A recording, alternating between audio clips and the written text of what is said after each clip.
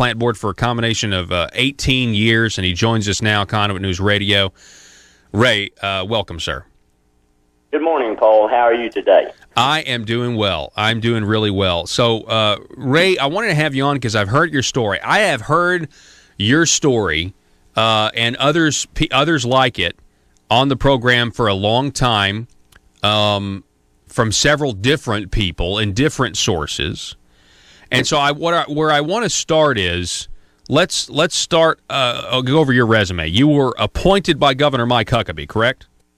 Yes, sir. I served 5 terms under Governor Huckabee, and then when he finished out his terms, Governor Beebe was elected. His first 2 years, he didn't appoint me. I guess maybe I was a little too conservative for him, possibly, but he and I had a good relationship.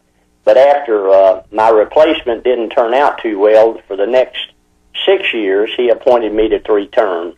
And then Governor Hutchinson appointed me to the last term I served, which came due a year ago, a little over a year ago. And you were not reappointed, correct?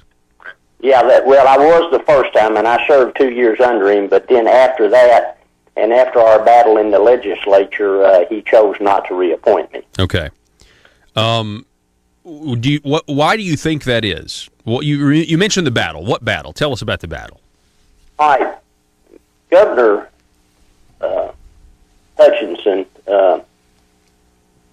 when I talked with him to get his approval of an appointment for those first 2 years under him, after that, I also visited with him, and he gave me that appointment about he was seeking a Secretary of Ag. And I was one of the 2 that I know of who interviewed with him. Mm-hmm. And I was kind of enlightened that day of the interview, as the first question he asked me is what I felt about the Department of Ag and how did it need to change. I said, well, it doesn't really need to change, I don't think. It was started with the purpose of promoting agriculture. And I said, Mr. Bell and Butch Calhoun, who were the previous 2 secretaries of Ag, and I said did an excellent job. They have promoted it. They've developed the farm to market aspect and program. He said, well, I just think it needs probably to be strengthened. And he said on the plant board, he said, now I don't really understand how people are appointed. I said, well, there's 7 positions that you, the governor, appoints of your choice of the person, and that's the cotton farmer, the rice farmer, of which I was the representative, 2 farmers at large, the fertilizer and oilseed representative, and also about 2 years before they added a forage producer and a cattleman. And those 7 are yours to appoint. 2 are University of Arkansas professors that serve ex officio, and the other 9 are appointed by industry. And I said that's the way it was set up since 1917, as far as I can read and understand. Right. And his response to me, he said, well, I just don't think that's good. I really think the governor needs to appoint all the members to that so that he has people who serve him. And I didn't realize how impacting that statement would be to me in the coming months. But our conflict came over the fact he tried to... I learned one thing. When the Department of Ag was started, the legislation called for 3 employees. I really think the beginning budget was maybe around $300,000. And that was supposed to employ 3 individuals to promote agriculture. And I may not be exactly right on that number. Yeah. But I discovered one thing. The governor wanted it to be more than that. And so that started changing, and he kind of used a term I'm accustomed to in the banking.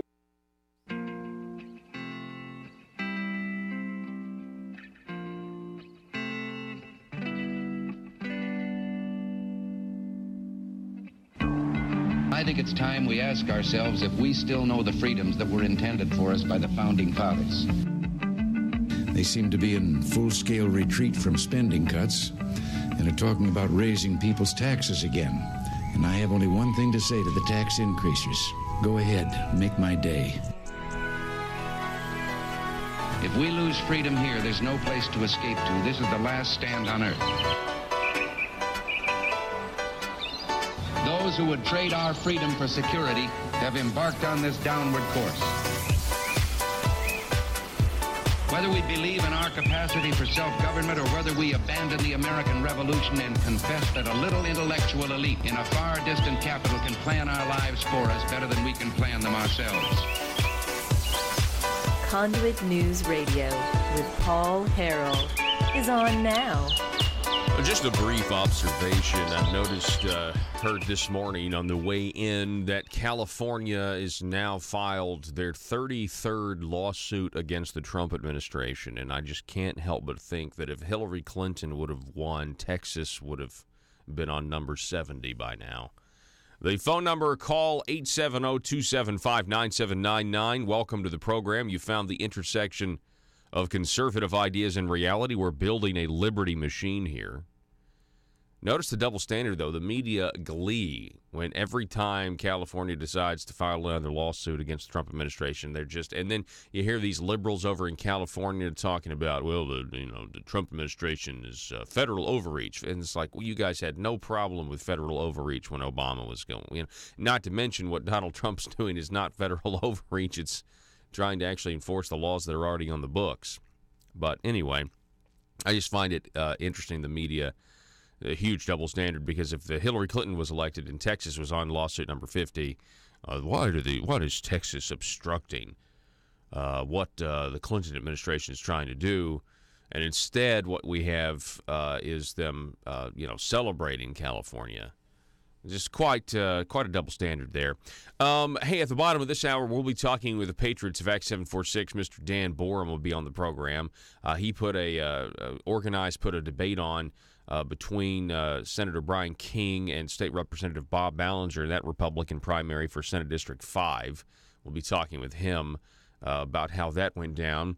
And we got a great show for you. We got a lot of news that has hit, and one of the things that we need to talk about is a kind of a follow-up story from yesterday. So there was a guilty plea yesterday by Henry Hank Wilkins from Jefferson County, former state representative, pleading guilty to taking money in exchange for filing certain pieces of legislation. Well, so people started to look, and they started wondering, well, this piece of legislation where Hank Wilkins got money for, who else was sponsoring it? Who else was integral in it? And wouldn't you know, nephew number 2 comes up. Senator Jeremy Hutchinson, the governor's nephew, comes up now. And the Arkansas Times goes even further. And, well, let me just say this. All of the coverage on this that you can find right now, and it's mostly with the Arkansas Times, it's hinting at what everybody already knows. I'm going to call this the way, I'm just being real with you, okay? This is all hinting at what everybody already knows, okay? Much like John Woods. Everybody would whisper about John Woods. And by the way, there's a key parallel between John Woods and Jeremy Hutchinson, and I'll highlight that here in just a moment. Benjamin Hardy at the Arkansas Times, here's this headline: in Wilkins' corruption plea, meaning when you go read the plea, there's an unnamed senator referred to in the plea as Senator A. And Benjamin Hardy reporting at the Arkansas Times, that appears to be Republican Senator Jeremy Hutchinson, nephew number 2. Senator A, this is from the plea, Senator A served as a senator in the Arkansas Senate from 2011 to present. Prior to his service in the Arkansas Senate, Senator A served as a representative in the House of Representatives from 2000 until 2007. Benjamin Hardy reporting that the Arkansas General Assembly website lists the previous public service portfolios of all 32 sitting senators. There are 35 seats in the chamber, but 3 vacant pending upcoming special elections. The only senator who served in the Senate from 2011 to present and the House from 2000 to 2007 appears to be Hutchinson. So Senator Hutchinson, Jeremy Hutchinson, is named in this plea, being involved. Now, to be clear, the government is not alleging that Senator A got money for passing the legislation that Senator Henry Hank Wilkins IV got money for. They're not alleging that yet. They may never. They may also. I don't know. This, of course, also implicates Russell Rusty Cranford, who is on trial up in federal court in Missouri. This has to do with Preferred Family Health Care, a Missouri-based nonprofit that was using Medicaid dollars to funnel kickbacks to lobbyists and legislators.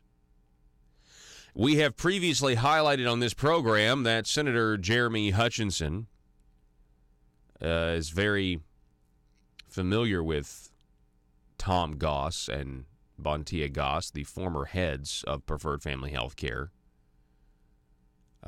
He was quite the fan, matter of fact, sponsoring a resolution honoring their hard work and, I guess, community contributions. I can't remember what it is, but you know who can remember. Again, the Arkansas Times here piling on. David Ramsey writing a few days ago. Memory lane when Senator Jeremy Hutchinson heaped praise on nonprofit leaders now implicated in alleged kickback schemes. Do you see how even the Arkansas Times, everybody is hinting at what is already known? It's just everybody is trying to get right up close to that line of making an accusation, and they're not making it, but everybody's hinting. And again, it's the exact same environment. The difference is John Woods wasn't the governor's nephew. But, I mean, everybody's just trying to get right up to that line. I mean, when John Woods, I'm telling you, everybody was talking all the time. John Woods just like, ugh, is he ever going to get in trouble for the stuff that everybody knows he's doing all the time? That's the way it was with John Woods. David Ramsey mentions the John Woods trial right off the bat here. You know, if you've been following it. And he brings up Rusty Cranford and Tom and Bontia Goss. But listen to this paragraph here. He writes, the Gosses were so popular that Senator Hutchinson took the time to sponsor Senate Resolution of 2013 praising them. Now, I actually got a copy of this resolution. I think it might have been before Christmas or earlier this year. Somebody sent it to me because of all the stuff that was going on, and we highlighted it in one program where we read for you this bill where Senator Hutchinson had this resolution to commend Alternative Opportunities. Alternative Opportunities is owned by Preferred Family Health Care for their hard work and dedication. And anyway, that nobody thinks anything of it, I guess. Okay. Of course, there's a whole lot more stuff that goes on. The last paragraph here, David Ramsey, obviously Jeremy Hutchinson couldn't have known back in 2013 that the Gosses and Preferred Family Health Care were going to wind up popping up as relevant names in alleged kickback schemes. He just offered up a harmless resolution praising some powerful players at the Capitol, which really was just cherry on the top to the GIF largesse and Medicaid millions being directed to the Preferred Family Health Care umbrella. The Gosses had a whole lot of Bubbas on their team.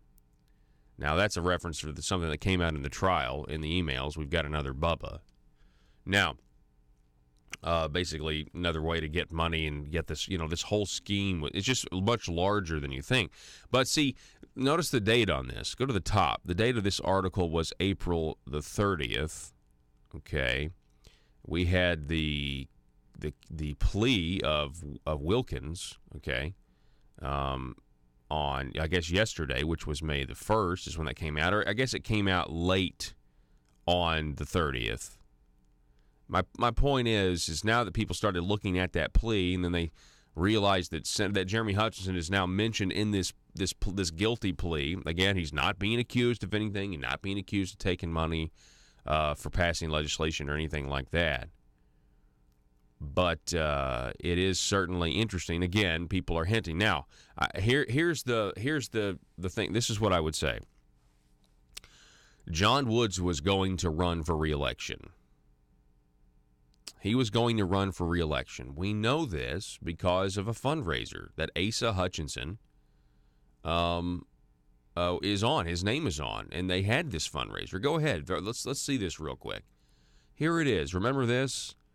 This was on October the 20th of 2015. Senator John Woods, you're invited to this. Governor Hutchinson is going to be there. I mean, this was Asa's candidate, right? And he was going to run. They had this fundraiser. Now, shortly after this fundraiser, John Woods announced, you know what? I'm not going to run for re-election. I'm going to spend more time going fishing with my family. And it was peculiar. Now, at the time, everybody whispered. Nobody wanted to say anything, but they thought, well, he's not running for re-election because he's under federal investigation. And I'm just telling you, this is what people had to say. That John Woods had carved out such an obvious financial niche for himself that there's just no way he was going to. But now the establishment, the good old boys, they just want a water carrier. They just want a water boy. They just want a yes man. And they didn't like the idea of somebody getting in there who was going to not do what Asa told them to do. And so that's why this invitation exists. So we find out last year, guess who's also not running for re-election? Jeremy Hutchinson, nephew number 2, not running for re-election. It's just a circumstance. I mean, it's just a similarity. Doesn't mean anything. But again, everything. I mean, it's funny how these reports are hinting at what many people will say privately, but not publicly. Now, some people will say it publicly, and somebody came on my show and actually said it publicly. Last year, you can tell because the video we're going to show you of the program here, we've got a Christmas wreath. But Dr. Jim Phillips, we were covering a story about how Asa Hutchinson was not putting dentists on the board that were recommended by the Dental Association. And instead, Asa was putting people on the dental board that the bigger corporate dentists out of state that come in, he was putting their representative on, and the guy ended up having a narcotics violation, and then his nomination got removed. I mean, it was just really poor vetting. And we were really exposing this idea that people kind of say, the ACES people say, if you want somebody on this board or that board, that they take donations. And so we interviewed Dr. Jim Phillips, who's the past president of the Arkansas State Board of Dental Examiners, and he came on the program to talk about how outraged the dental community was that Asa Hutchinson was not following the recommendations of the Dental Association of who they'd like to be on the board protecting their industry. Now, I've got a problem with boards and protection of industry for a lot of levels because a lot of times it's not about public safety. It's about protectionism. But that's not what we're talking about here. We're talking about what ACE is doing, okay? And so Dr. Jim Phillips brings up a scenario, and he makes an accusation that was pretty earth-shattering. And in context of Jeremy Hutchinson being mentioned in this plea, you judge for yourself. Listen, this was back on December of last year. Dr. Jim Phillips, the past president of the Arkansas State Board of Dental Examiners, said this. Then that's by law what they need to stay doing. Dr. Burris decided that he wanted to do general dentistry and hygiene specifically in his practice. Well, this didn't sit well with the general dentist here in town because he would take their patients and do hygiene in his orthodontic office. Sometimes he would do things that they didn't want to do as far as treatment plans. But the bottom line is this became a significant issue. He was brought before the State Board of Dental Examiners, which basically voted against him and censored him for practicing outside of his specialty. Well, apparently this didn't sit very well with Dr. Burris, because he enlisted the help of a senator, Jeremy Hutchinson. The governor's nephew. The governor's nephew. I understand that this was a cash transfer to initiate this legislation to what we call open the Dental Practice Act. In other words, the Dental Practice Act is like any other law in Arkansas. It can be amended, but it takes a legislative initiation of an act to amend this. We guard the Dental Practice Act because we don't want other people coming in and making laws that the dentists have to follow that are non-dentist. The dentists over the last 100 years have pretty well protected the rights of their patients, and that's always been the number one thing, is protecting the rights. So that was December of 2016. I'm sorry, 2017. December of 2007. Did I say 16 earlier? I don't know what you said earlier. It's December of last year. And you hear there Dr. Phillips say there was an issue. Now, here's the thing. I've interviewed the doctor in question, Ben Burris, before, and I actually was somewhat on his side because I was, fighting this idea of what, of overregulation and that sort of thing. But what he had to say was, I don't know if you could see my face. Those of you listening obviously couldn't, but if you were watching, did you see my face? I didn't push in anymore because I didn't know if Dr. Phillips there had realized. You've just that's a crime that you've just implicated somebody in, Senator Hutchinson. A cash transfer to pass legislation to open up the dental legislation. Now, again, this came out in court yesterday, according to Josh Waters, or 2 days ago, where they were saying in closing arguments that you can't take money to pass legislation in the John Woods corruption case. You can't do this. Now, we have forever been telling you that if you have a lawyer, who Jeremy Hutchinson is an attorney, and you take a client, and as long as the contract says no lobbying services are prohibited, that's a way for them to just say, oh, see, no lobbying services, so I'm not doing it. It's what the contract says. But you can still essentially get around it that way. Josh Waters, attorney with Political Strategies, was on, and he was saying, well, the federal government seemed to think that the speculation is that may be okay as far as the state of Arkansas goes and the Ethics Commission. That's a loophole that exists. But as far as the federal government's concerned, no, that is a crime. And the loophole does not get you out of that just because your contract says it. So, I don't know. It seems like, though, here we go. This is just kind of, I know we need to go to break, but I know everybody here. I'm going to take a break, and I'll finish up here in just a minute. You're listening to Conduit News Radio. Big news in Wilkins' corruption plea. Unnamed Senator A appears to be Senator Jeremy Hutchinson, nephew of the governor. Nephew number 2. Back in a minute.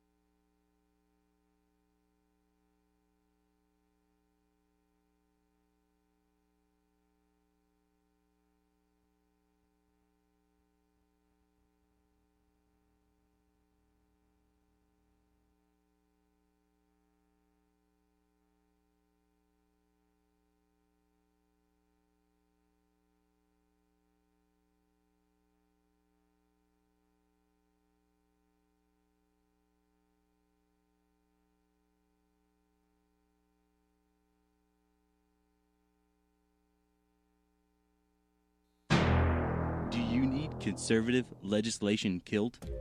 Or do you need policies enacted that ensure government growth? Then you need to get Nephewed. Hi, I'm nephew number 1 of uncle, nephew, and nephew, attorneys at law. I'm not a lawyer, but I am a senator. And I'm nephew number 2, and I am a lawyer and also a senator. Are you the victim of a recent accident in which the voters in your community mistakenly elected a limited government conservative who is now actually implementing the ideas he or she campaigned on? That's right, nephew number 1. Don't be a victim of democratic elections any longer. At Uncle, Nephew, and Nephew, we are committed to killing limited government legislation and promoting bills that increase the size of government by using any tool at our disposal. Because sometimes the truth of the matter is, principles get in the way of pragmatism. Just listen to some of our great testimonials. Ever since I've been using the nephews, all my special interests have been served. As long as you make sure your contract says lobbying services are prohibited, then the legal services of uncle, nephew, and nephew are legal. Trust me, put the nephews on them. It came out of nowhere. I was blindsided last election cycle when my well-funded and paid-for politician lost to some grassroots limited government voters. But then I hired the nephews, and they killed all the conservative policies the voters wanted. I got nephewed. I got nephewed too, and so can you. Uncle, nephew, and nephew will accept compensation via campaign contributions. Put the nephews on them. PHP Parody.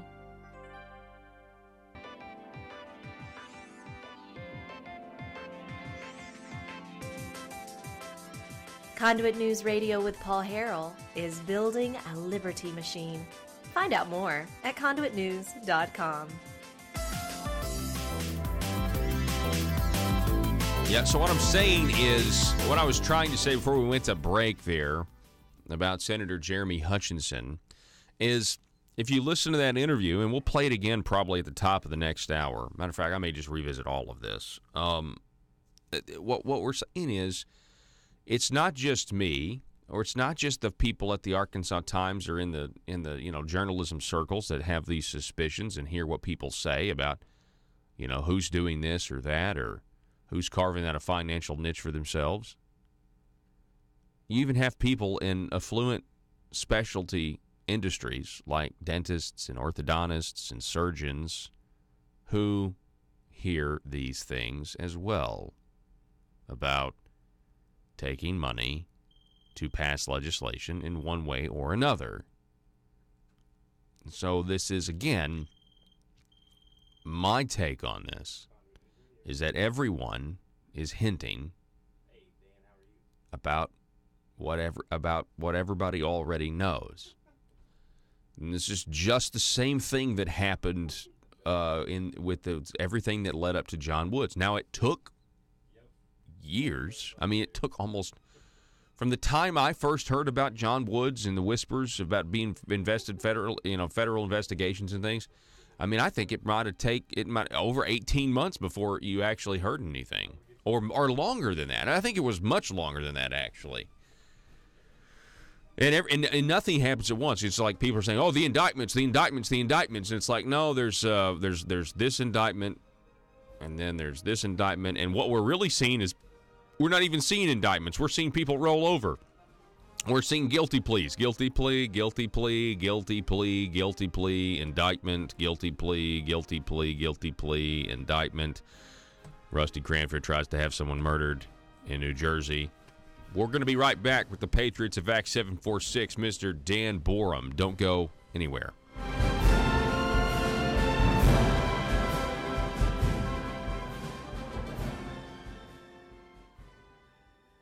They've got Conduit News that is on multiple stations across the state. It's pretty much an attack machine on what I'm trying to accomplish in this state, and their message is getting out, and no one else's message is getting through. It's Conduit News Radio with Paul Harrell. Industry called cram down. and that's in mortgages. But anyway, that's a different number. And he was taking over control of the plant board. The plant board has been non-political since 1917. We went through 4, that I recall, massive epidemics in the state. The first one was in southwest Arkansas in Miller County, and the black fly infestation, which we today call buffalo gnats, was really devastating the cattle herds. And the plant board was asked to go take care of that problem, or went to take care of it. I don't even know if they were even asked. That's just their responsibility. And they went down there, and within 18 months had solved the problem. And 2 very important things that didn't have to happen. I think there was no legislation to allow them, because that was their responsibility, and there were no monies appropriated for them to spend to do that, because their income, the plant board gets a $500,000 appropriation from the legislature each year. Mm-hmm. And that $500,000 goes into an emergency fund, and it sits in escrow, and it's used if an emergency breaks out in, whether it's livestock, poultry, or even in row crop. That money can be used for that. Well, the plant board's never used any of that money. It's always sat there and never been used, because the plant board, through its fee structure and through its testing and through its licensing and there's 11 divisions in it, creates enough income to take care of that problem. So about how much money a year? How much money are we talking about a year the plant board bring in? Well, I don't know how much a year, but our annual budget of its own money is $950,000 that is budgeted to spend each year. They never quite spend all of it, but it is enough money where we use actually no good. That includes salary of employees. Now, they're considered...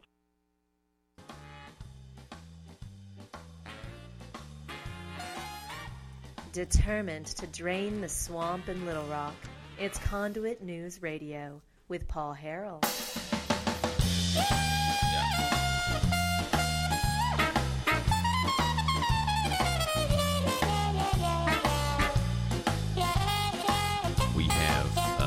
Gosh, I'm telling you, I just read something. I'm going to get to it later in the program. Just unbelievable how we have Republicans in leadership advocating for tax increases on groceries and a tax credit for low-income people. And then they're parroting this idea that, well, rich people benefit more from having their groceries tax-free, and poor people really don't. So we want to raise the taxes on people who are rich, and then we'll give a tax credit for those who are poor. I mean, you guys are, I mean, it's no wonder you didn't just want to let the Standing Committee on Revenue and Tax actually pursue tax policy, because they would have done the ideas they campaign on. You Republicans don't campaign on tax credits. You campaign on trying to treat everybody equally and having a tax code that makes sense and is simple.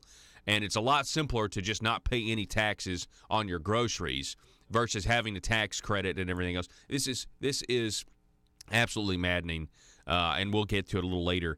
Folks, the Patriots of Act 746 are on a mission to educate the people of Arkansas about constitutional carry, the decriminalization of possession of a weapon in the state of Arkansas, thanks to Act 746, and your Second Amendment rights in general. They are a patriotic group, and if you want to find out more about them, you need to go to Facebook.com and search for Patriots of Act 746. They are a closed group. Ask to join and get educated and join the sensation today, the Patriots of Act 746. Here to talk more about this, we have Patriots of Act 746. Mr. Dan Borum is with us. Dan, welcome back, sir.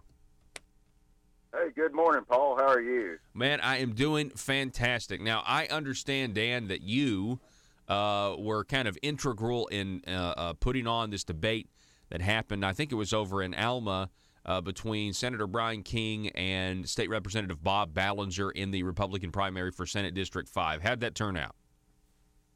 turned out really good. Yes, it was in Alma. It's at Warren's Rec Room, which is a great venue for events of that nature. We had the Mayor Gary Baxter of Mulberry, Arkansas, moderating, and Mr. Bill Vines that served as assistant moderator. They both did a great job, and I was really thankful that they offered their time to do that. Let me lay out the format just a little bit. What each candidate submitted 3 questions that only Mayor Baxter, the moderator, was going to be aware of. They were able to submit 3 questions that they wanted their opponent to be asked, and also 3 questions that they wanted to be asked by the moderator. And then the audience was allowed to submit written questions, in which the assistant, Bill Vines, was going to sift through those and submit them as well. And so the format, I thought, was really good and very fair. And so one of the questions submitted by the audience was to Brian King and Bob Ballinger concerning their different styles of gun legislation, based upon Brian King's legislation in 2000, which he'd been working on, I think, since 2011, and it finally came to be in 2013. I believe it was Senate Bill 71, but it was the Church Protection Act, in comparison to the legislation that Representative Ballinger championed with the enhanced carry bill. Mm-hmm. And so the styles are totally different, and so they both championed themselves as great Second Amendment advocates. But if you look at it very closely, you look at the Church Protection Act, in which Brian King was the leading sponsor in the Senate, and then we see that if you look back, you'll see that Nate Bell was the one in the House, in the Representatives side, that led on the House side with that bill. But what that did, before that Church Protection Act, the government told churches that they were not allowed to have concealed carry permit holders carrying a weapon in their churches, which is absolutely ridiculous that the government would tell the churches what they could do and what they could not do concerning our constitutional rights, inalienable rights as far as that goes. So with that bill, it totally removed government interference out from the churches and left it to the churches to determine what they wanted to do concerning the carrying of a weapon within the walls of the church building. And so that totally removed any government interference. Now, that's good legislation. Mm-hmm. When you remove government out from our lives, that's outstanding legislation. Now, in return, look at the enhanced carry legislation. That didn't remove government out from our lives. It brought more government into our lives. While Senator Linda Collins Smith had an outstanding, pure bill, a very constitutional bill, they got a hold of it, and they started amending it. And by the time it was through, you had over 50 pages of legislation concerning the carrying of a concealed weapon into places such as government buildings, maybe college campuses, things of this nature. But the government has to mandate what you have to do, and they're all involved in that legislation. You have to go through more training. You have to pay out more money. They mandated the concealed carry instructors, what they were going to have to do. And so it's more government involvement into our lives. And so when you look at the two concerning their gun legislation and their stand on the Second Amendment, I had to come out of the debate saying that Brian King was the one who was the true Second Amendment advocate, while Mr. Ballinger, Representative Ballinger, enjoys involving more government. Now, Mr. Ballinger argued that look at how many more people can carry now in places that they could not carry before. 1,900 people are now carrying in places they could not carry before. Are you serious? In comparison to the population in the state of Arkansas and all of the people who carry under Article 2, Section 5 and Act 746, you're going to bring out... That applies to everybody, Yes, and you're going to brag about 1,900 people that has this government mandate upon them. In fact, when you look into the enhanced carry legislation and you start reading it closely, the restrictions are great in that bill. I mean, there are numerous restrictions that if you are carrying under the enhanced carry, you don't have near the freedom that you have just carrying under your constitutional right, Paul. Mm-hmm. Wow. Yeah, it really is. We're talking with Dan Bourne from the Patriots of Act 746. It really is a contrast when you think. I never actually thought about that. I mean, I do know that State Representative Bob Ballinger, he was at the press conference last year with Asa and the other folks who were up there, who were supporting this bill, and Asa gave him credit specifically that it was his idea because they were at an impasse and they didn't know what to do. And it was his idea. Well, let's have a new tier of red tape, an enhanced carry permission slip, and it has been a disaster. It's going to continue to be. I mean, when you've got the state police ignoring a part of the law and protecting you, the bureaucrats are kind of protecting, the politicians' hides here because they're not actually enforcing the law the way it's written, which would be even more of a disaster with the concealed carry instructors and everything else.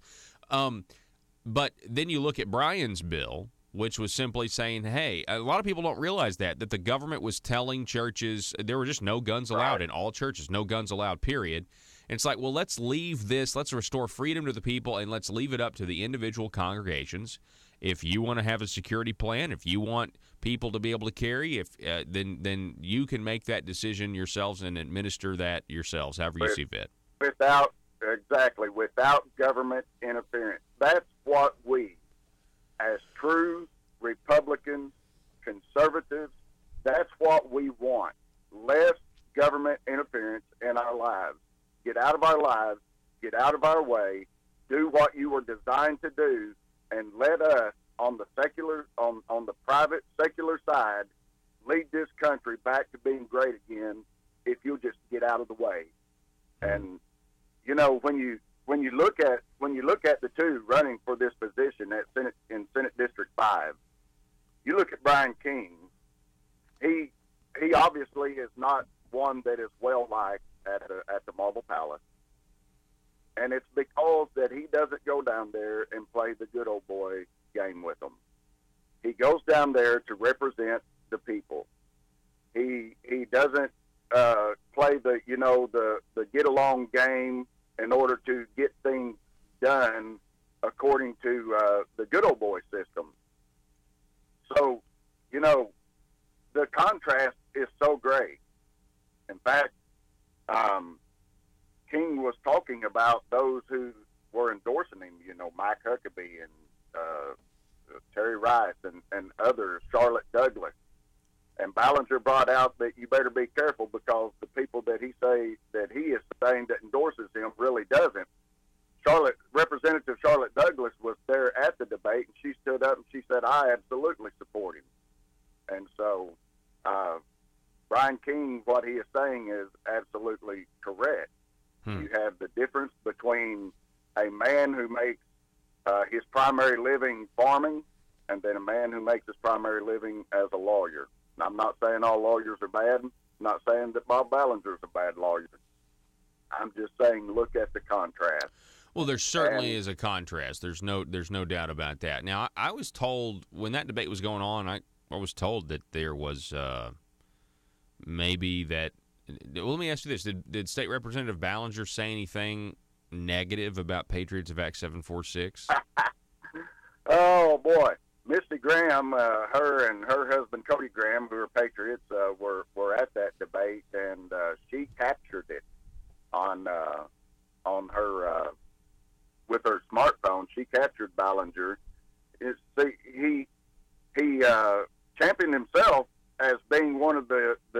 major co-sponsors of Act 746, and probably was. And he said, and so for the patriots of Act 746 to not be on board with me is laughable among my peers in Little Rock.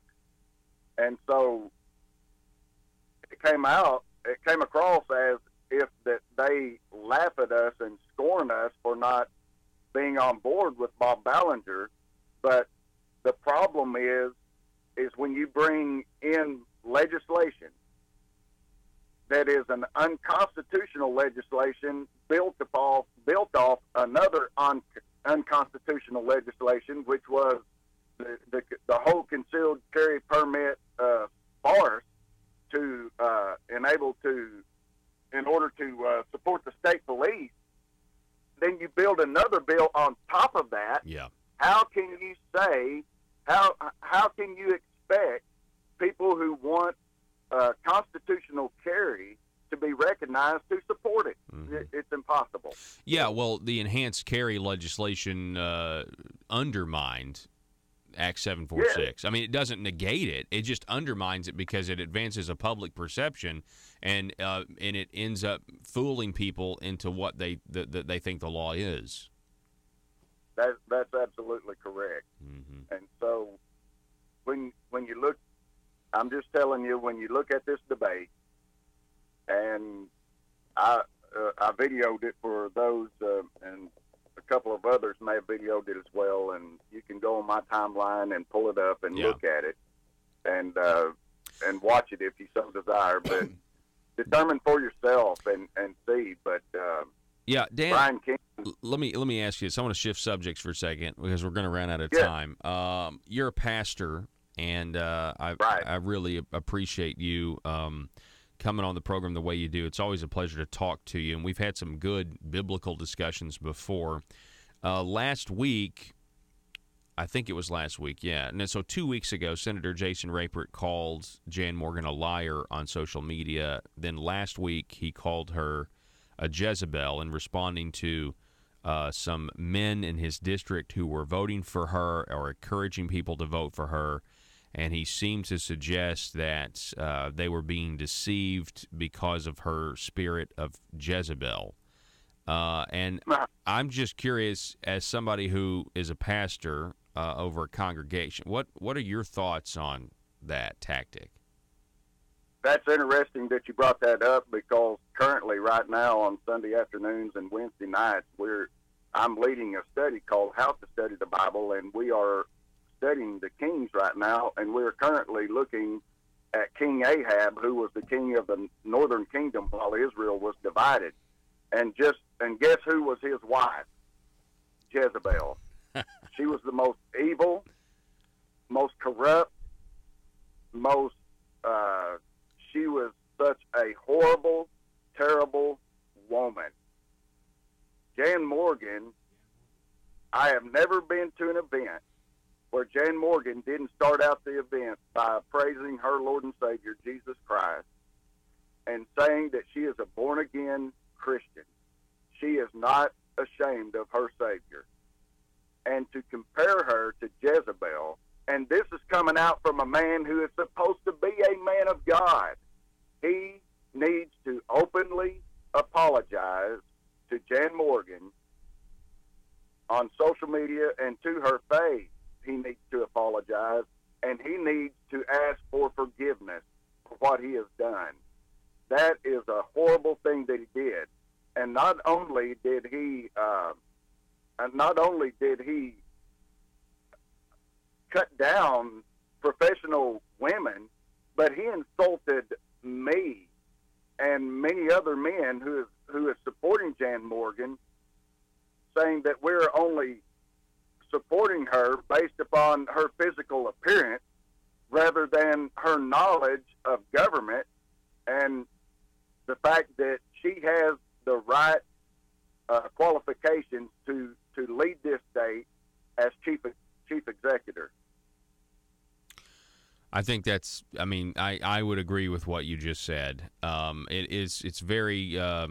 It was just very odd, and it's not the first time things like this have happened. on social media, with Senator Raper.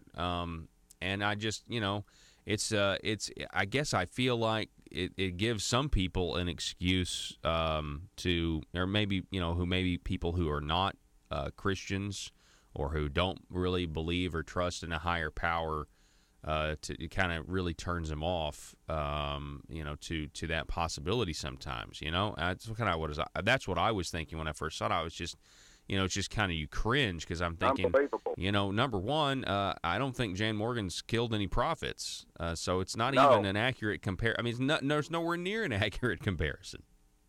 And she doesn't worship false gods. She doesn't offer children up to the idols. I mean, are you kidding me? Yeah. In fact, do you know of any children that any parents that has named their child Jezebel? Yeah. Are you kidding me? Yeah. And the fact that he did this it's just unbelievable to me, coming from someone who is supposed to be a man of God. If he is truly a born again Christian, and knowing that Jan Morgan is a born again child of God as well, he called his sister in Christ a Jezebel, and he should be ashamed of himself. I'm calling him out openly right now that he needs to get on social media, and he needs to call Jan Morgan personally and apologize. And if he doesn't, the people in his district where he serves, they need to replace him. Dan Borum, I appreciate it, sir. Thanks for coming on the program and talking about this enhanced carry versus the being able to carry into church now. It's a very interesting comparison and contrast. I appreciate it. Hey, Paul, thanks for having me on, and you guys have a great day. All righty. You too. Dan Borum, everybody. It's the Patriots of Acts 746. If you want to know more about him, go to Facebook.com and search for Patriots of Acts 746.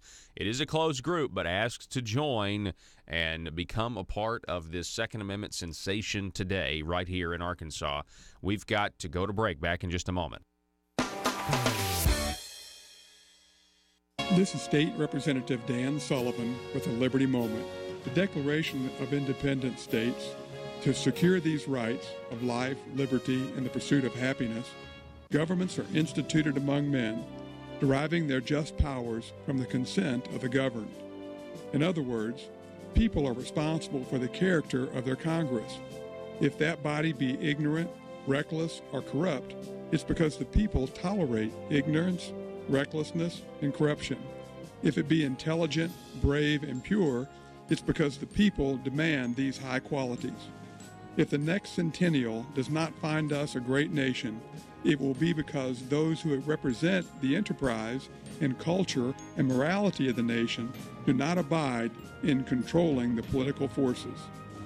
James Garfield. This is Dan Sullivan with the Liberty Moment. Paid for by Sullivan for Arkansas. If you're like me, you believe that small business is the heart of Arkansas's economic engine, and it should be viewed that way by the politicians in Little Rock. Conduit for Commerce also believes, like you and I believe, policies that achieve less regulation and lower taxation help small business in Arkansas thrive. Other policies like small, constitutionally consistent government and reducing citizen dependency on government keeps it from growing and expanding its influence on our daily lives. Conduit for Commerce works every day to educate the general public and legislators on these important priorities in the name of Arkansas small business. By the way, contributions to Conduit for Commerce are tax deductible. Log on now to conduitforcommerce.org and click on Contact Us on the right side of the page. That's conduitforcommerce.org. Go there now and learn the facts on protecting small business in Arkansas.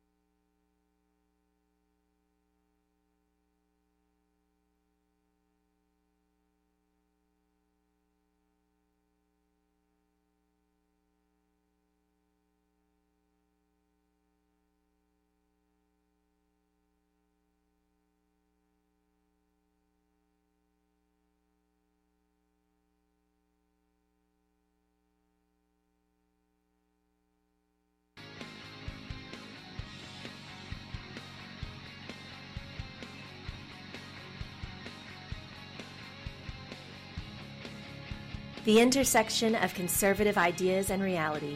Conduit News Radio with Paul Harrell.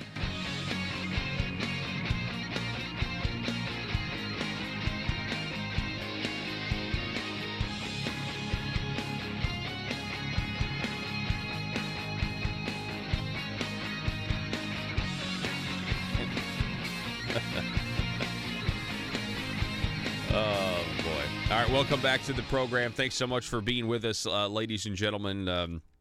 We cannot do this program without you listening every single day. Okay, so let me see here. Let me get this one story. I found this is an interesting catch here. This is from the Arkansas Democrat Gazette, and it talks about how there are some colleges, I think it's Arkansas Baptist, that actually has some cash problems. Eric Besson writing that cash woes leave college in Little Rock short. U.S. funds delayed. Arkansas Baptist strains to pay staff. And I thought about, when I was reading this article, I couldn't help but think about Ecclesia College. So just call your local legislator. Exactly. Get some money. These Arkansas Baptists, if you guys are short on cash, you just need to find yourself a John Woods type person that hasn't been caught yet. And then all of your woes will be fine. You know, you'll be able to pay your staff. So James Sturch is on his way up. I don't know. I don't know about on his way up. He's certainly he probably thinks he's on his way up. Yeah, there you go. But I would say that you know, one of the things that we did learn in this trial that was amazing.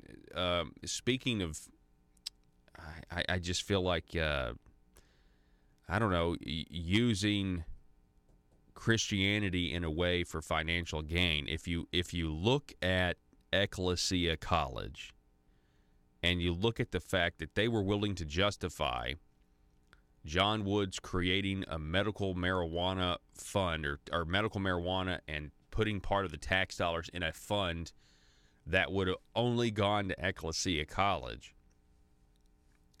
And in one of the emails, they were saying, well, we'll use this plant that was for the kingdom of evil, and we'll use the money for the kingdom of God to fund our school and everything. Of course, the school's involved in the kickback schemes and everything else to get more and more money.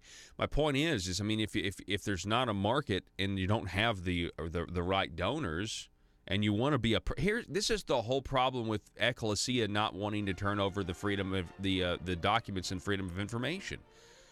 You guys were bending over backwards at Ecclesia to get the government to essentially support your school. You guys wanted to be a private school, but you wanted massive amounts of public funding, and you're not turning over freedom of information documents. You're not going to comply with it. We just want to know how the money was spent. We want to see the documents. We want to see whose names are on those documents. We have to go to break. We've got one more hour coming your way next.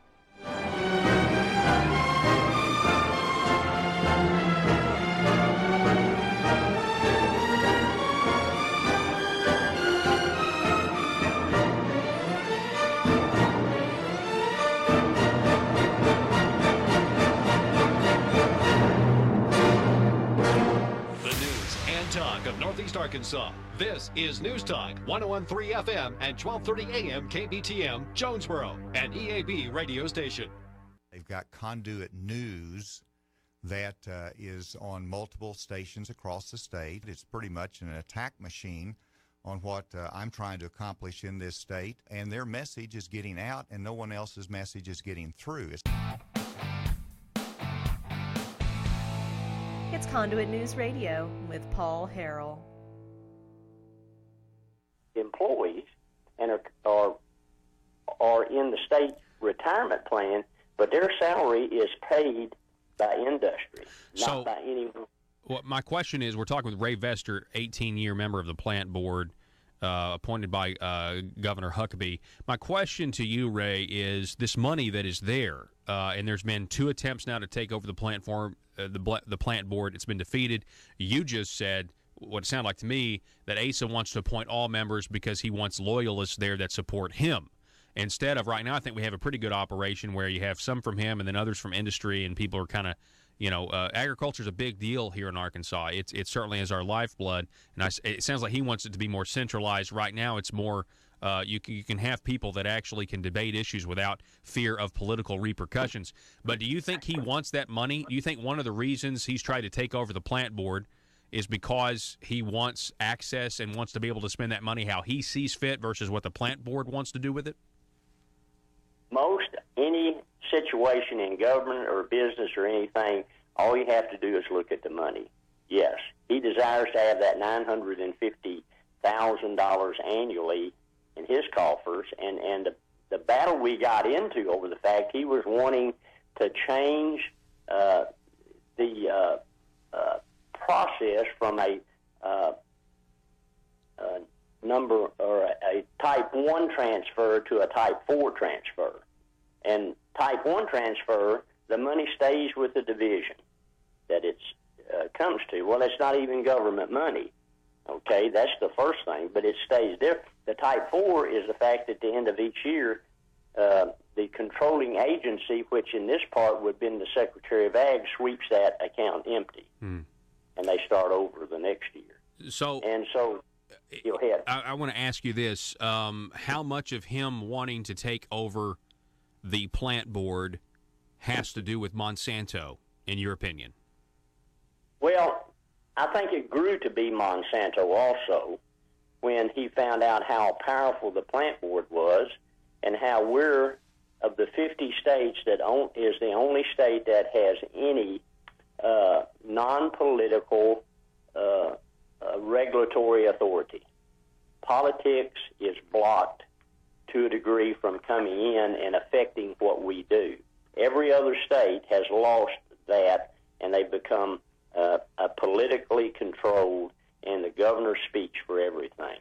And that's the whole. That's Monsanto grew into the problem he wanted. I think he foresaw. He wanted to control the money. He wanted to control the board and tell the board what to do. And then Monsanto comes along, and we had met with Monsanto 50 times over the previous 5 years, explaining to them the whole time we weren't going to approve their product because they did not allow our scientists or any other ag scientists to test their product. And that's the basis we stood on, the fact we didn't allow it. So why have you heard anything? Why didn't they want to test the product? I understand Monsanto hadn't tested dicamba. Is that correct? But you guys wanted to test it and run it through maybe one of the universities or something. Is that accurate? Where am I wrong there? No, you're not wrong. That's what we always do. And pretty well every new chemical, every new process that is going to be sprayed and used in the state comes through our university scientists. And that was blocked by Monsanto. Late in this process, they finally brought us information where they had what they called independent studies by 4 different, it wasn't ag universities, 4 different testing companies. One was in New Mexico, one was in Alabama, I think one was in Illinois, and I don't remember the 4th one. And we looked at it, and they had done all these tests. But then when you get to the last page, the testing companies didn't develop the results of those tests. They didn't make a statement. That went to Monsanto, and Monsanto scientists interpreted what they had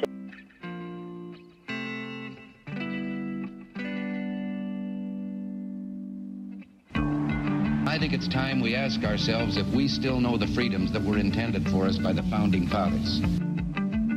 They seem to be in full-scale retreat from spending cuts and are talking about raising people's taxes again. And I have only one thing to say to the tax increasers. Go ahead, make my day. If we lose freedom here, there's no place to escape to. This is the last stand on earth. Those who would trade our freedom for security have embarked on this downward course. Whether we believe in our capacity for self-government or whether we abandon the American Revolution and confess that a little intellectual elite in a far distant capital can plan our lives for us better than we can plan them ourselves. Conduit News Radio with Paul Harrell is on now. Welcome. It's hour number 2. Thanks so much for being with us. This is the intersection of conservative ideas and reality where we are building a liberty machine. Thank you so much for being with us. And we want you to be a part of the program. If you want to call, text 870-275-9799.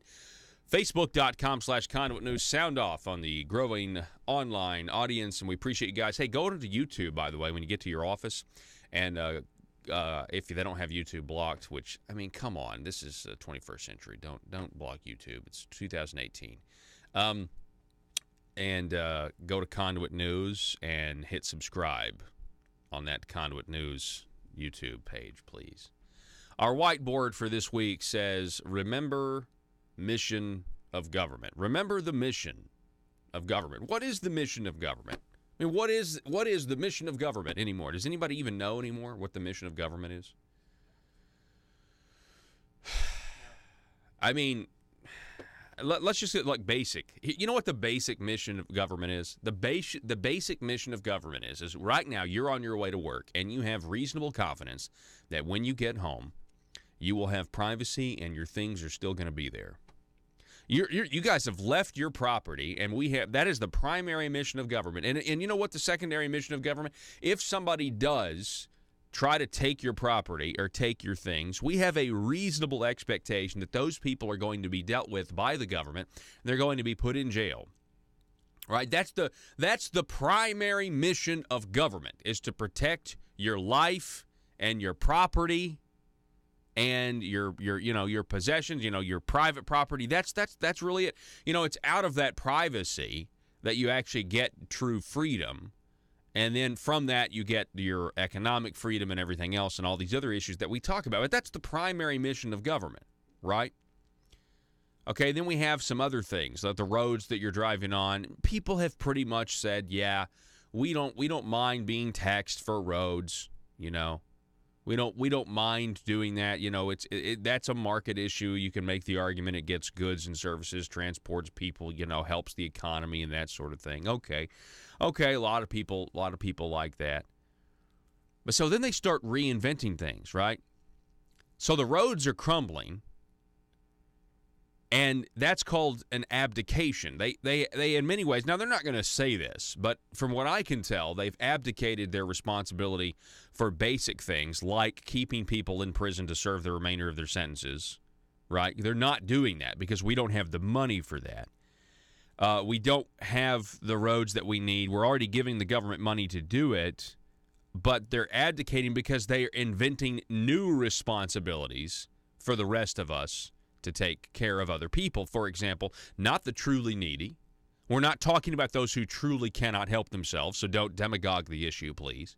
What we're talking about are able to work adults who are not working, who get free health insurance. Not to mention, we're also talking about the big corporatist insurance companies that want you, the taxpayer, driving to work right now to send them and guarantee them their businesses will flourish because they don't really have customers. They have a captive audience because the government wants to sign these people up. The insurance companies want to sign these people up, so your tax dollars are going to insurance companies. And you're going over potholes right now, and criminals are not serving out their full sentences in this state. And you know what these wise guys tell us? They come at us and they try to raise the gas tax like Asa Hutchinson and Dan Douglas tried to raise your gas tax. Thankfully, conservatives in the House defeated it. And remember the mission of government. What's the mission of government? What's the base mission of government? That you have a reasonable expectation. You're leaving your house to try to go make something in your life, to try to generate something, to try to live your life. You have a reasonable expectation that, your property and your things are going to be secure so you can leave them somewhere and they're going to be there when you get back. And then we add a few other things, and then we add even more things, and the other things get left behind. And then these politicians, they come to us and they're like, well, we've got this welfare program, and it's like, yeah, cool. I just wish we had, better roads. Oh, they say, you want roads? Yeah, I think it'd be nice, when we're already giving money to do it. No. I mean, if you want roads too, if you want roads as well as all this other stuff that we have to do because we wouldn't be very compassionate if we didn't, we're going to have more money from you. It's like, no, wait a second. See, this is what ASA doesn't understand. This is what the politicians don't understand. They are growing government, and then they're asking us for more money. And we're already giving you money to do these basic things, but you are expanding the size and scope of government, the responsibility of government, meaning you are basically making all of us more responsible for different things that do not have a vast majority of support, like making criminals go away and serve the full term of their sentence, and things like, basically, as if we're just talking about roads, not a big deal. And then you're coming back to us asking for more money. And eventually, if roads don't work, like if they can't raise your gas taxes for roads, then they'll, because we're spending so much money on Medicaid, then the next thing they'll do is they'll start taking money away from education so that they can then use teachers as a political tool, just like they used veterans as a way to tax your digital downloads and increase taxes on soda and candy. They will find some pressure point. They will find some pain point political advantage that you can't say no to, or so they think you can't say no to. And they'll do it with this grocery tax. And they're doing it right now. You're doing it right now. Interestingly enough, the Arkansas Democrat-Gazette, the headline was Grocery Tax Review Criticized. As little as 3 hours ago, the headline on the Arkansas Democrat-Gazette was Grocery Tax Review Criticized. That headline now reads something different. It reads, Hutchinson hails debate over Arkansas's grocery tax. Challenger opposes talk of rise. Talks about the possibility of increasing the state's sales tax on groceries. Michael Wickline reporting that it is drawing opposition from Democratic gubernatorial candidate Jared Henderson. I think they also do mention Republican Jan Morgan's criticism as well. Henderson said in a written statement that Republican Governor Asa Hutchinson, who wants to cut the state's top individual income tax rate, stands silent as the General Assembly toys with the idea of making it more expensive for working families to buy groceries. Hutchinson countered that he has been a consistent supporter of eliminating the sales tax on groceries, and his position hasn't changed. Oh, my goodness. Pull up that Conduit for Action article. Do you know why Ace is now saying he's been a consistent? He's been consistent. He's never wanted to raise. It's because Conduit for Action exposed this video. Play this video. Asa in 2006. I want to eliminate all taxes on groceries. Look at this. Remember when he's? Yeah, that's not the right one. Yeah, right there. This is the right one. Play this. Remember when he said this? This broke a couple weeks ago. And I have a record of leadership. I think through technology, in tax reform and tax relief, I can provide clear and direct leadership to accomplish that. One of the problems is the fact that we have high tax rates in Arkansas. I want to eliminate the sales tax on groceries. Next year, we can do it with a $700 million surplus. All right. But we do need to invest. So he wants to eliminate the sales tax on groceries. That's what he said. He wants to eliminate the sales tax on groceries. He said that in 2006. And in order to not look like he is a flip-flopper, he now is like, no, I have always wanted to eliminate the sales tax on groceries. You got to know, you got to watch what the left hand is doing. You got to watch what both hands are doing. You can't get distracted on this, folks. He's been a consistent. So his position hasn't changed. And so why is Asa saying that? Well, Asa is saying that because he wants you to think that the tax farce is not him, that them studying this is not him. Asa says he has nothing to do with this. Quote, this is the political season, and it is expected that unfounded attacks will occur regularly, but it is disappointing that candidates are afraid of legislative review and debate. Oh, well, so which one is it, Governor? It was your tax farce. Your campaign is lying and saying that this has nothing to do with you. that you have nothing to do with the tax farce. Yeah, just like you had nothing to do with the tax farce on Medicaid expansion. Yeah, you had nothing to do with that one either, I bet, did you? Flashback, Conduit for Action, back on April 7th of this year. Who is behind the tax force?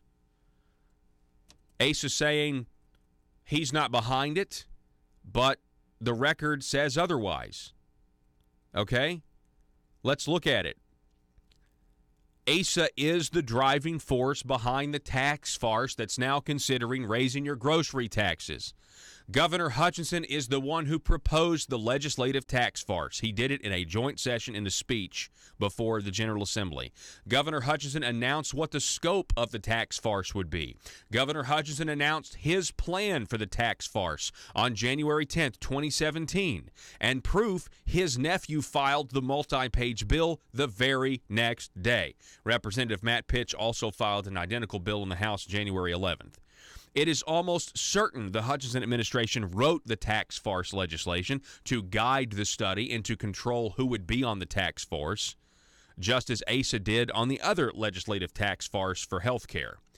There would have been no need to create a legislative tax farce if Asa hadn't been trying to control who would be involved in the tax study and advance his agenda. For him to now claim that he has nothing to do with them talking about raising your grocery taxes is intellectually dishonest at best. Tax issues are already assigned, by the way, by the legislature and the House and Senate committees. These committees normally meet together between legislative sessions. They could have been used, but Asa didn't want the people on that committee. Despite bad tax ideas, the taxpayers coming out of the tax farce, Asa has failed to criticize the tax farce. And back to this article today, he's essentially, saying that, well, we need to have the debate. Well, you're the one that we could have had it in a standing committee. Michael Wickline reports that the tax farce opted to take a closer look this summer at the option of raising sales tax on groceries and creating either a refundable earned income tax credit or an income tax credit for people with low to moderate incomes to offset the increase. Now, I want to talk to Republicans for a second. You realize that the Democrats are in favor of earned income tax credits, right? You realize that it's one of the most complicated and also abused tax credit that there is out there today, the earned income tax credit. And they always want to make it bigger. They always want to spend more money on it. And for the idea that Republicans would support raising the taxes on the rich, on groceries, and then or middle class, and then giving an earned income tax credit is absolutely insane for Republicans to be proposing such a ludicrous idea. I guess you guys really were listening to Randy Bauer, the Democrat that you hired and wasted all that money on. I don't know why I'm surprised. I just because these are the same people that tell you they're conservative when they're bending over backwards to support a socialist health care program from a socialist president, keeping it alive in this state specifically. But we're conservative, but we agree on everything else. Trust us. Well, apparently we don't. Let's keep going here. So listen to this. The Jefferson County Republican Committee announced Monday that it unanimously voted last week to oppose increasing the sales tax on food. Committee Chairman Peter Simkla Jr. of Pine Bluff said he asked for the committee's position to be included in the state Republican Party platform for consideration as the party's convention in July. That's it. Now, you wait. In July, the establishment is going to fight tooth and nail to get the Republican Party of Arkansas to make sure they don't put that in their platform. I mean, this is all about tax shifting. Asa wants to bring down the income tax rate from 6.9% down to 6%, and he needs rich people and middle-class people to pay the full sales tax on groceries in order to do it, because they will not allow a dime less to go to the government than it's going to it now. They will not shrink the size of government. Arkansas spends almost $8,000 $8 per person to run our government when Texas and Oklahoma and Missouri and Tennessee, Mississippi and Louisiana on average spend $5. There is something wrong with that equation. We are the poorest state, one of the poorest states in the union. We're the most heavily taxed, and we spend the most on our government. There is a direct correlation there. We are poor because our government is so large. So I have to go to break. I've got a little time. Hang on. I'm going to finish this up because I want to know, where is Jim Hendren on all of this?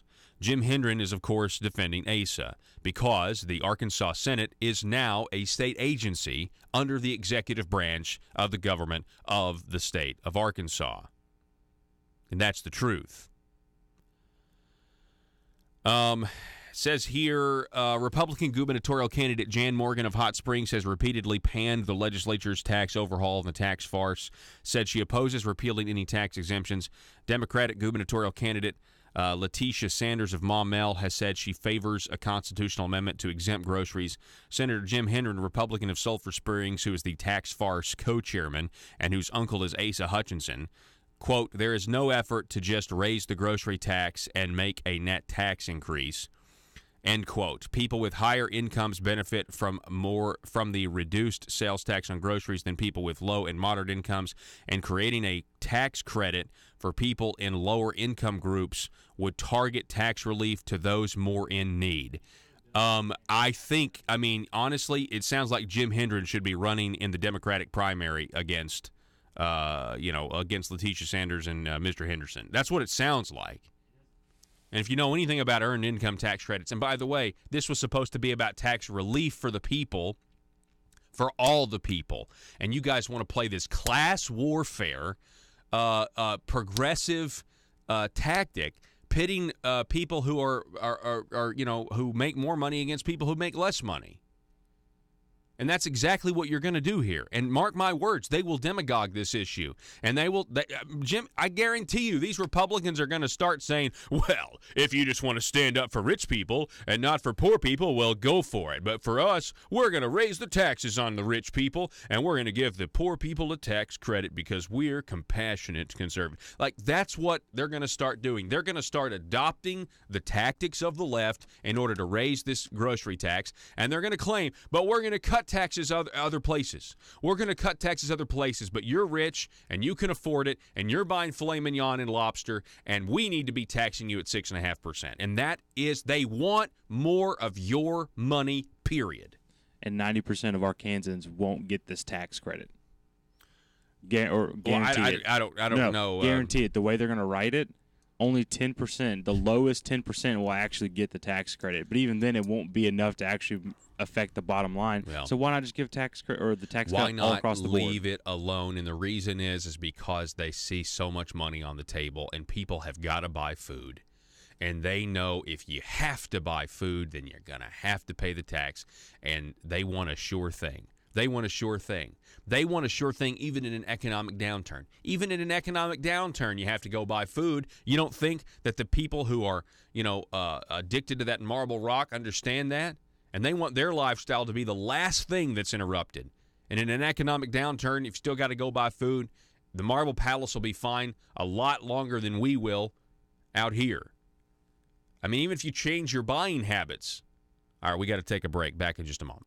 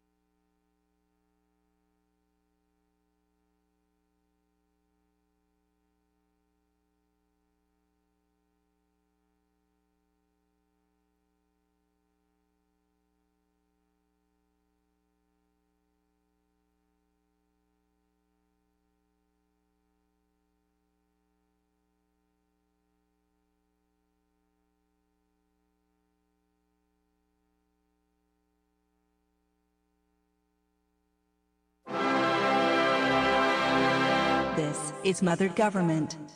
My people. The promised revenue gathering to fund my motherly goals, such as the Arkansas Works Obamacare private option, has commenced. I have asked my representatives and senators to execute my will concerning new revenues from the tires you use to drive on my roads, the candy and sodas you consume and purchase in my stores, and the digital products you download on my internet. Your sacrifices and tributes, which are owed, display a measure of obedience, but there are still collectible sacrifices I require from the people to increase the work and size of our great government of Arkansas. There are two matters left unresolved. 1. I require a general tribute for all purchases made on my internet. Not just digital products, but all products. My dear children, there are those who would thwart my motherly goals of progress. If you see them, please combat their misguided notions of freedom by using phrases like mom and pop, and tax cheat. 2. I still require more revenue sacrifices concerning your consumption of my gasoline. I require your undying loyalty on the subject. Subjects, in conclusion. More revenue is good. Static revenue is bad. This message was brought to you by your stewards, aristocrats serving Arkansas. Thank you, my children, in advance for your required and expected obedience that keeps society safe and prosperous. And always remember, from cradle to grave. PHP Parody.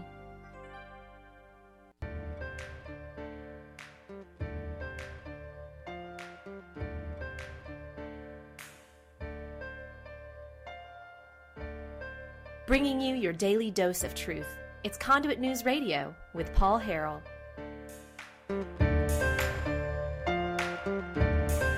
All right, welcome back. 870-275-9799 over at facebook.com/Conduit News. I want to remind everybody to go over to the YouTube channel, please, Conduit News YouTube, and give us a subscribe. We're trying to make that large enough to where we are discriminated against for our conservative beliefs. So, make sure you get on over to that channel. Christine on Facebook, I pinned this comment. Christine on Facebook writes that Rush Limbaugh often talks about how Obama uses the exact same tactic, the tactic we were just talking about. Asa saying, hey, I have nothing to do with the tax farce. They're looking at raising your grocery taxes, but I got nothing to do with it, even though it was completely his idea. They had legislation ready to file to actually lower taxes in the traditional way. He stopped it because he knows that we're in a budget crisis. Arkansas is in a budget crisis, okay? We're in a budget crisis. Nobody wants to say it. People will tell me off the record we are. But nobody wants to say it. But we are. We don't have any money to do anything because the key driver of our spending is Obamacare Medicaid expansion. But anyway, Asa has been doing the same tactic all along, she writes. Strong arming behind the scenes and pretending he has nothing to do with it. It's outrageous. Interesting. I've listened to Rush, my whole life. And he did, very, I think, astutely point that out. That's what Obama, he would always have nothing to do with the bad policies, right? Nothing to do, but behind the scenes, he's got everything to do with it. Asa Hutchinson attempting the same thing here. I got nothing to do with this. And yet, the future president pro temp of the Arkansas Senate is your nephew. It's your nephew, man. The Arkansas Senate is now... The line, the separation of powers has been blurred, and the Arkansas Senate is now a state agency that answers to Governor Asa Hutchinson. Back in a moment.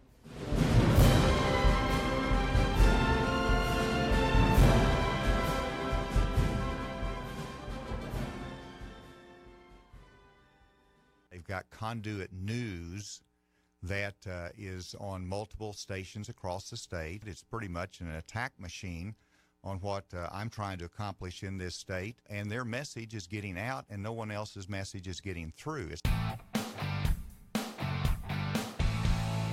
It's Conduit News Radio with Paul Harrell.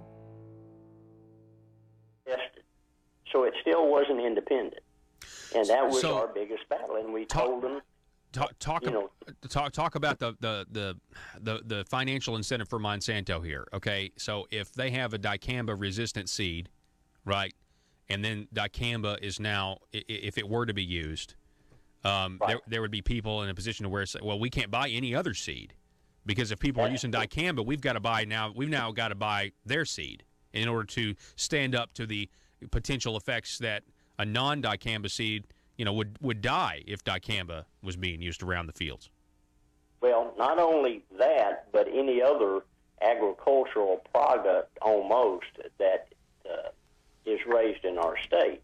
And that's exactly what's going on. 2 or 3 years ago, Monsanto was running an ad about their Extended Max soybeans, and they said once this is in the marketplace, in 3 years we will control 93%. We will have 93% of the production. And I understand why they could make that ad, because they knew if Farmer A plants dicamba-resistant beans and he's surrounded by Farmer C, B, C, D, E, and F, because Farmer A is big, all of those farmers will have to plant the dicamba-resistant beans to keep their crop from being killed. Mm-hmm. I think we see that. If we allow dicamba to be sprayed, it's going to eliminate non-GMO seed. It's going to eliminate seed that is organic seed. It's going to attack. It's already been proven to attack the honeybee people here in the state. They have a big examination of what it's done to them listed out there. So you mean their honey crop has decreased when dicamba is sprayed? Is that what you're saying? Yes, sir, immensely. And the biggest thing it decreased from is the other in nature plants where bees get their nectar from is also being destroyed. And the other big thing, it's destroying timber. Dicamba is timber is very sensitive to dicamba. And a lot of the trees survived it this year because we had an extremely wet August that put tons and tons of water into the timber. And the only way you can possibly save something like that is over-irrigate. Exposing the truth and everything the Marble Palace establishment keep trying to cover up. It's Conduit News Radio with Paul Harrell.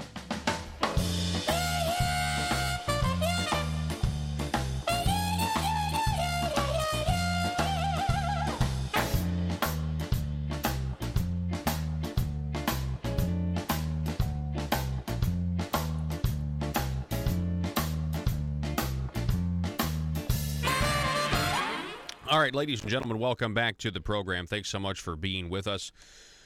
I'm going to kind of rehash something here. If you're just joining us, first of all, good morning to you. It's weird. I will tell you, doing an afternoon show for a long time. I guess almost 10 years until we switched to the mornings here. Right now, I've been up for a while. And so it feels like my day is, a third over with, quite frankly.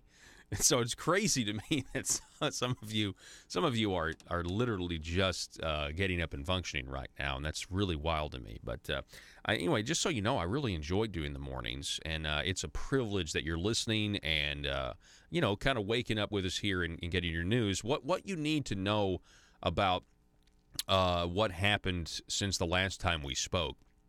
And we talked about this at 6. But so Henry Hank Wilkins IV, the former state representative and senator who pled guilty to passing legislation for money, in that guilty plea, there is a person described in it as Senator A. Senator A. And Senator A, according to the Arkansas Times, they report that Senator A appears to be the governor's nephew number 2. Which one? Right? You can't just say the governor's nephew. Well, which one is that? Which one it could be? It's nephew number 2, Senator Jeremy Hutchinson. Benjamin Hardy reports over at the Arkansas Times that in the federal plea agreement, which describes the bribery scheme, which involves Rusty Cranford, Preferred Family Health Care, this Missouri company taking Medicaid dollars to lobby and getting more money, which is illegal.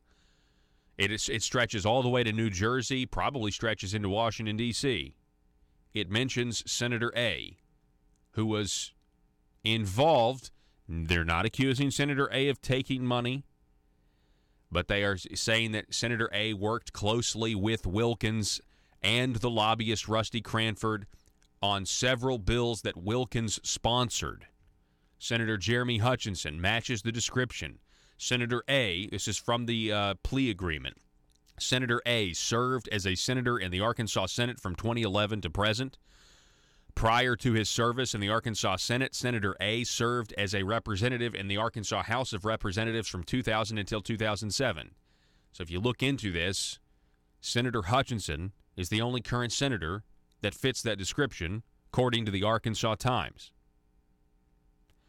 The senator announced that he is retiring from the legislature at the end of his term. Senator Hutchinson, the Arkansas Times reports, also happens to be the divorce attorney for Russell Rusty Cranford, the lobbyist who's indicted up in Missouri and who the FBI says has recordings of him trying to hire someone for a murder to murder the witness in New Jersey who already pleaded back in December. So, very, very interesting, right? Who else retired while they were under federal investigation? Yeah, John Woods. Exactly. Senator John Woods, who's on trial right now. The jury's in deliberations, by the way. We would probably, by the way, may have a verdict today. In the John Woods case. Go follow Conduit News on Twitter if you want up-to-date tweets. As soon as that verdict is handed out, Conduit News, at Conduit News on Twitter, will have the report. Yeah, John Woods retired and said, I just don't want to run for re-election, right after Asa Hutchinson had thrown him a fundraiser, or appeared at one of the fundraisers. And now Jeremy Hutchinson doesn't. See, everybody thought it. And when John Woods, I'm just telling you like it is. When John Woods did not run for re-election, everybody thought, does this have to do with him being investigated? Because a lot of people kind of everybody wanted to hint around at what everybody already knew about carving out your own financial niche down in Little Rock at the Marble Palace. Everybody was wondering. And when Jeremy Hutchinson announced last year that he wouldn't seek re-election, everybody thought the exact same thing. And now here he is mentioned in this plea. But if you want to go further, Arkansas Times has another article a couple days earlier when Jeremy Hutchinson heaped praise on nonprofit leaders now implicated in the alleged kickback scheme, where he had this resolution to honor Tom and Bontia Goss for their for their being the head of Preferred Family Health Care and working hard or something. Anyway. So, and you just got to know, who's on retainer, who's representing who. I think most of us agree, look, just like Hank Wilkins. Hank Wilkins has pled guilty because most of us say, first of all, it's against the law, but you shouldn't get extra money for passing legislation. You can't do that. But in Arkansas, for some reason, if you're an attorney, you can, as long as you have in the contract that lobbying services are prohibited. You have a little loophole there, okay? But maybe not in a federal court. Maybe in federal court they can say, well, that's Arkansas. That doesn't apply. But we think this is wrong. So let's go to a flashback here.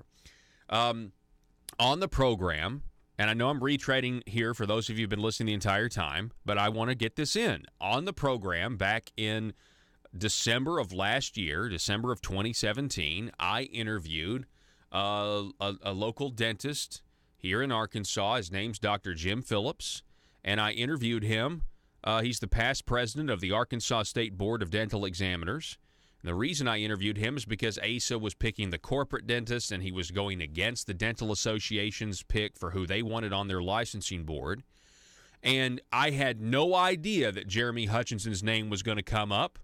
I thought we were talking about how Asa was, picking the corporatists, just like he does with CVS or Monsanto, and now he picks these corporate out-of-state dental people and puts their people on boards instead of who the Dental Association, Arkansan dentists, want on the board. And this happened. Decided that he wanted to do more than just orthodontics in his practice. He wanted to do general dentistry. At that time, state law, rules, and regulations prohibited a licensed specialist from doing general dentistry. Obviously, I'm an oral maxillofacial surgeon, and I haven't done a filling since I was in dental school, which is longer than I'd like to remember, 50 years.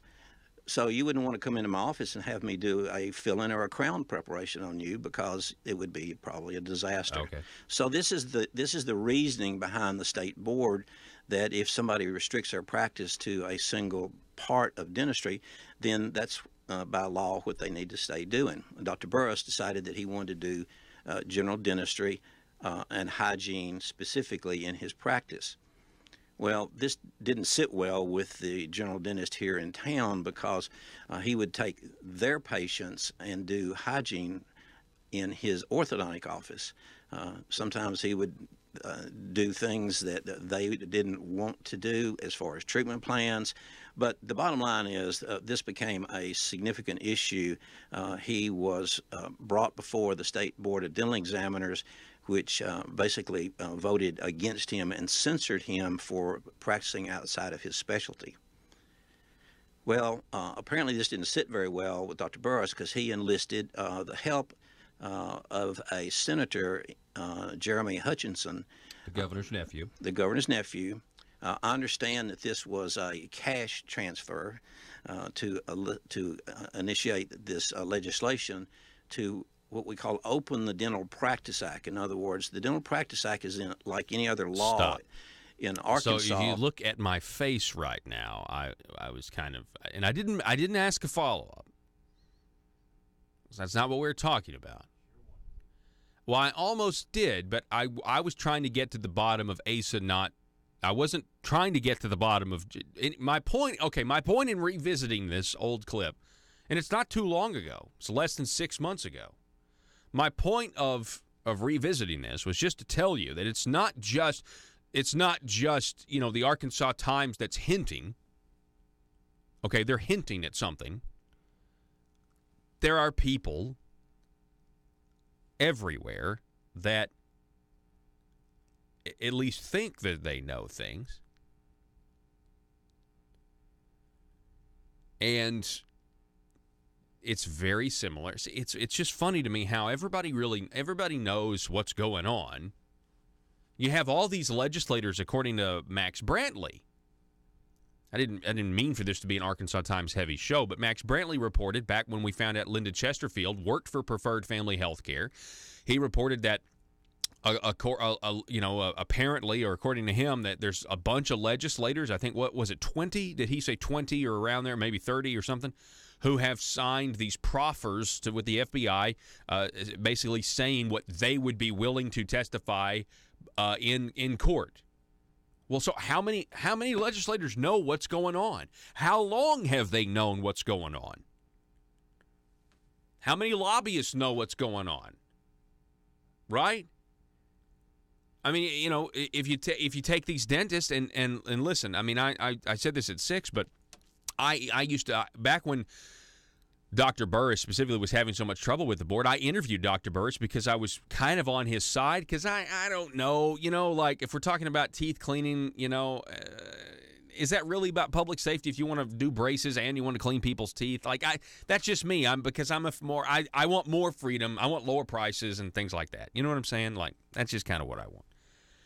And when I did that, this was probably 2 or 3 years ago, I got so many calls from dental friends of mine saying, Paul, you have the story wrong. You don't understand. You don't know what's going on, and da-da-da-da. Nobody told me about this little arrangement. Nobody did. But essentially, and what I asked the doctor in that interview, essentially said, so after Jeremy Hutchinson successfully changed this Dental Practices Act, after he successfully did that, that opened the door to where this is what my question was, where the governor would be able to reject what the association wanted and that sort of thing, and essentially, Dr. Phillips said, yeah, essentially it changed it, altering the powers. Now, I would be robbing you if I didn't make the connection to the plant board. See, any board or commission or anything that has the slightest hint of autonomy or independence is making the governor uncomfortable or others uncomfortable, or this is not just. There's a lot of wheels spinning here. A lot of wheels spinning here. And this is about centralization so that people can control. And the only thing it does right now is increase the power of incumbency. And we're seeing how powerful the power of incumbency is right now. Asa is all about control. He wants to take over the plant board. He doesn't want to listen to the dental association or other associations. Doesn't want to listen to farmers, doesn't want to listen to pharmacists. By the way, all of you pharmacists out there that are happy with the way they're now going to try to treat PBMs, you have one person to thank for that. And it's not the Arkansas legislature, and it's not Asa Hutchinson. It's Jan Morgan. Because if Jan Morgan wasn't running for governor, Asa Hutchinson would have sided with CVS Caremark publicly if he had no opponent. It's just the way it is. This is about centralization, though, generally. And we now have somebody who is intricately involved in the Marble Palace wing of things being mentioned according to the Arkansas Times, in a plea agreement. I mean, listen.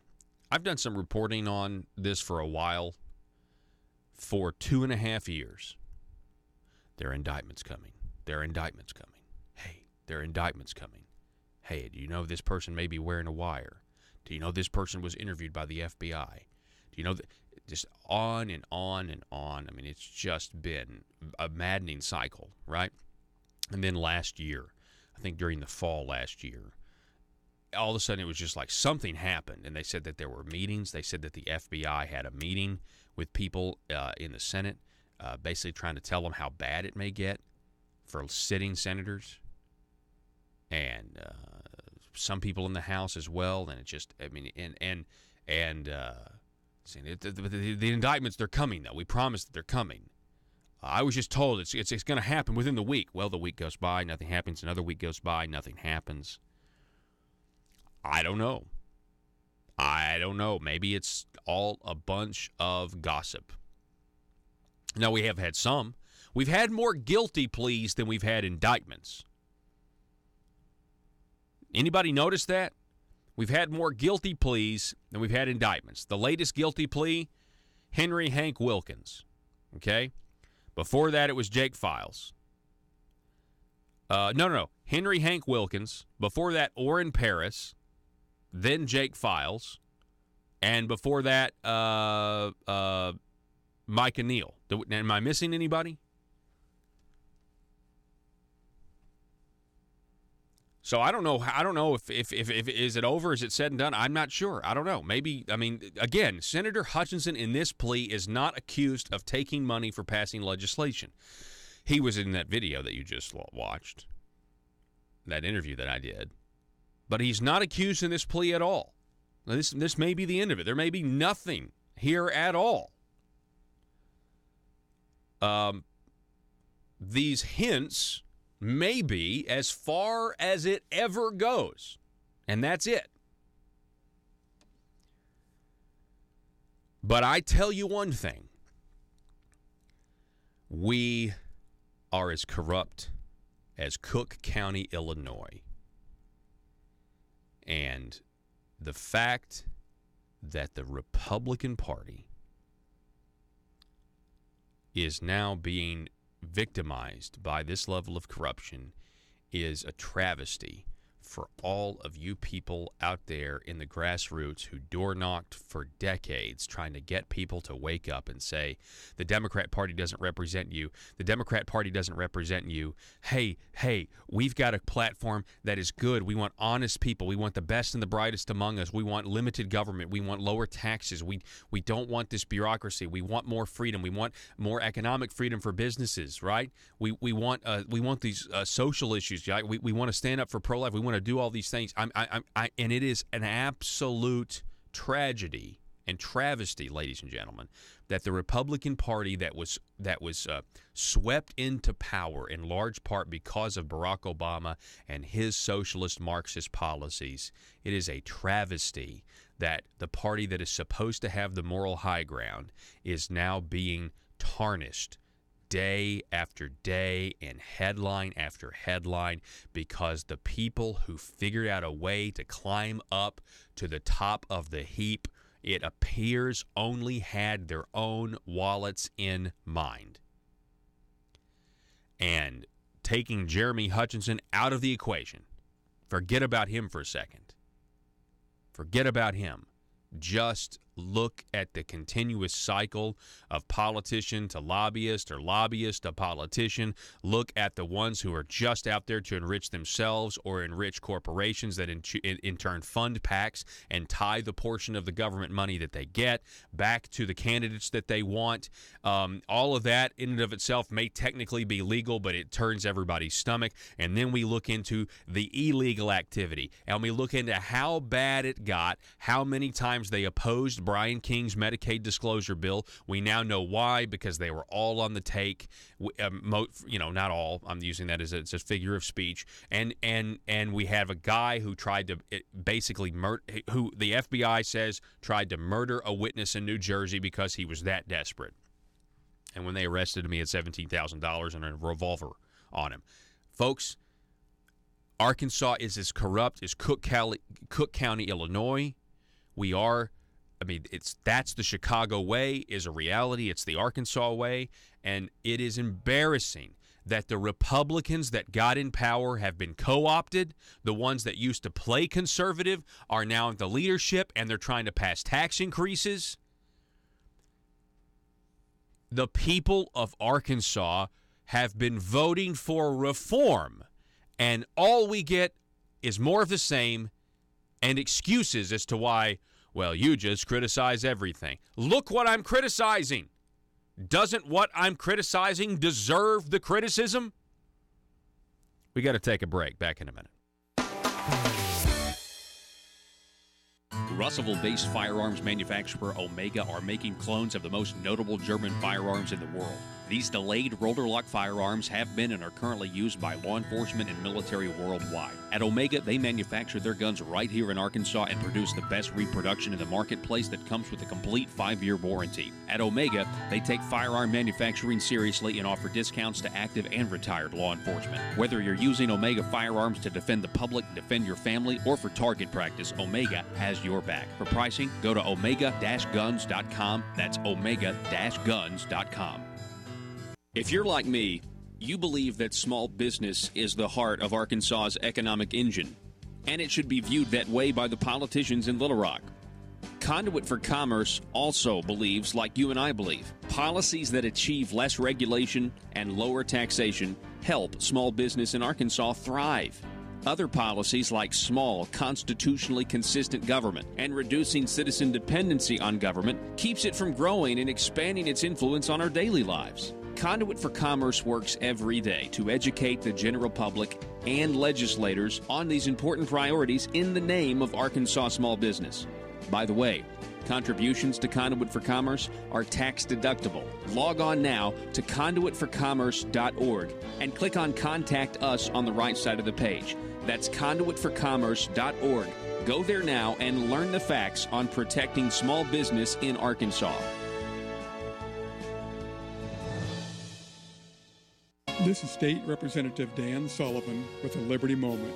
The Declaration of Independence states, To secure these rights of life, liberty, and the pursuit of happiness, governments are instituted among men, deriving their just powers from the consent of the governed.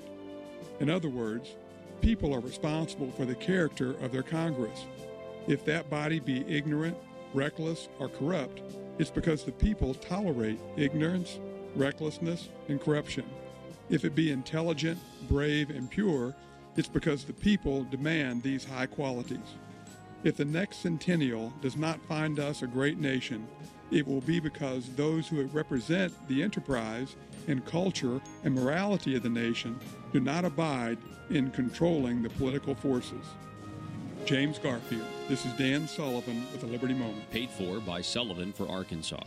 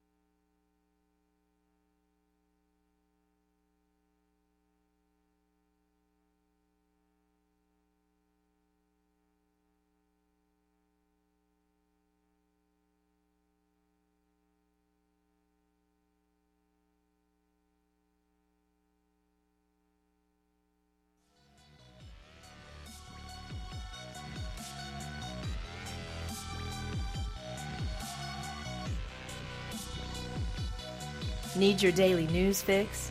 Don't forget to tune in to Conduit News Radio with Paul Harrell.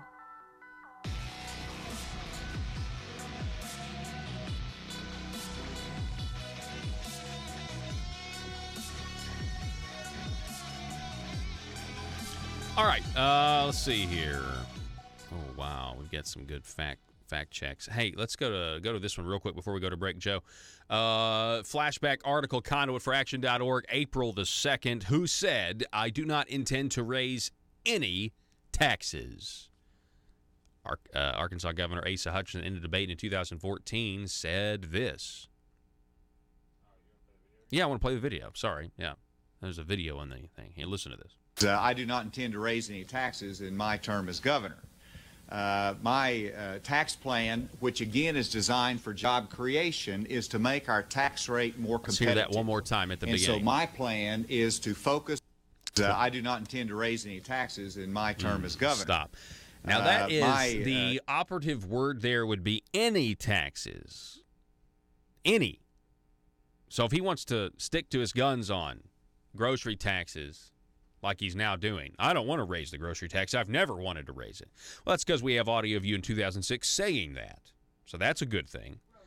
Now you're saying, in 2014, though, you said, I don't intend to raise any taxes. Any taxes. But here's the thing, they're not raising taxes. They're just increasing revenue. This is the thing, though. But any taxes, any, period, any. Now, is he saying... Is he gonna come out and say, well, what I meant by that is I'm not going to increase the burden?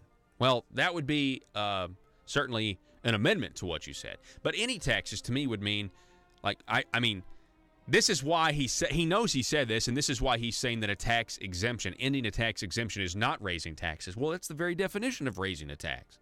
If you're not paying a tax on, on groceries now, and we pay a tax later, then that's a tax increase. See. The reason conservatives and establishment progressive Republicans like Asa are having such a big problem is because what he calls a tax increase, or what we call a tax increase, he doesn't call a tax increase. We've got to be able to agree on the definition of words and phrases if Western civilization is going to survive. Arkansas, be safe.